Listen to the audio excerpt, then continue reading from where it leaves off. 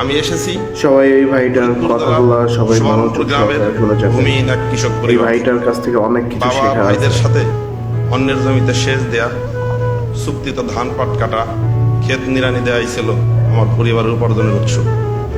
ঝড় বৃষ্টির রাতে সনের ঘরে চালা উড়ে যাওয়ার ভয়ে ঘুম হতো না আমাদের। সেই আমারই ইচ্ছা ছিল প্রকৌশলী হবার, কিন্তু বিজ্ঞান বিভাগে পড়াশোনার খরচ চালিয়ে যেতে পারবো কিনা সেই আশঙ্কা ছিল। আমার ইঞ্জিনিয়ারিং পড়ার স্বপ্নটা প্রায় শেষই হতে যাচ্ছিল, যদি না রাজশাহী বিশ্ববিদ্যালয়ের ফলিত পদার্থবিজ্ঞান ও ইলেকট্রনিক ইঞ্জিনিয়ারিংয়ে পড়ার সুযোগ পেতাম। কেননা অর্থের অভাবে কেবল রাজশাহী বিশ্ববিদ্যালয় ছাড়া অন্য কোথাও ভর্তি ফর্ম তুলতে পারিনি। বিশ্ববিদ্যালয়ে প্রথম বর্ষে পড়ার সময় মাঝে মধ্যেই আমার ভাইয়ের সাথে আমাকে রাজমিস্ত্রির কাজে যেতে হতো। প্রাইভেট টিউশনি না পাওয়া পর্যন্ত প্রথম বর্ষের বেশিরভাগ সময় আমি সকালে নাস্তা করতে পারিনি।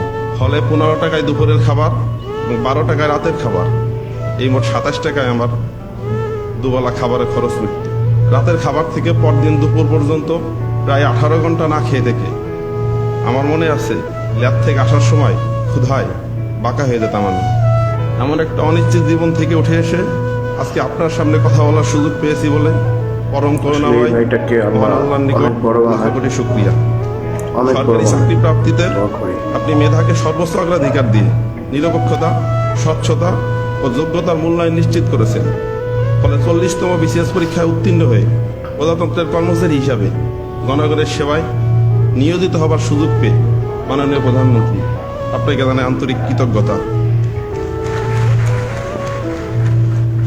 কিন্তু এখানেই গল্পের শেষ নয়। 2020 সালের আগস্ট মাসের 3 তারিখে আমার প্রথম চাকরিতে যোগদানের দিনই আব্বার ফুসফুসে ক্যান্সার ধরা পড়ে।